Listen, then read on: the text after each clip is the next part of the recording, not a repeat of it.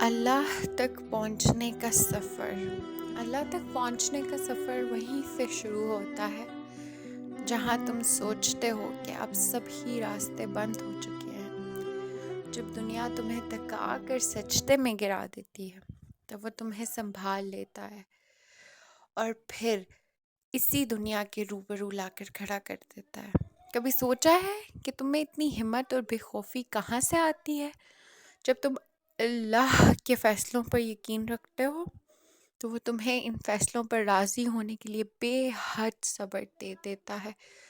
لمبی اڑان سے پہلے وہ تمہیں ہواؤں سے لڑنا سکھاتا ہے تاکہ تم جان سکو کہ یہ مسافتیں بہت دشوار ہیں، اور کائنات کی زندگی اتنی آسان ہوتی تو صبر کبھی جنت کے دروازوں میں سے ایک دروازہ نہ ہوتا۔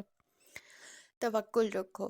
جو امیدیں اللہ سے وابستہ کر لیتے ہیں نا، وہ پھر ان کے دلوں کو کبھی مایوس نہیں ہونے دیتا۔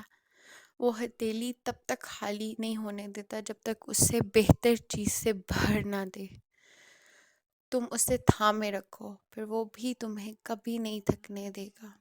وہ جانتا ہے سب جو تم ظاہر کرتے ہو اور جو تم چھپاتے ہو۔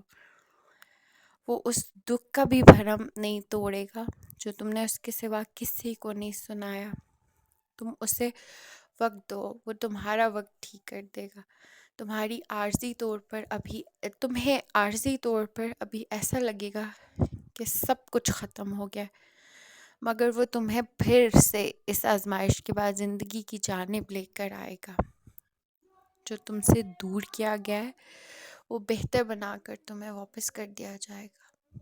از قلم رحاب اجاز۔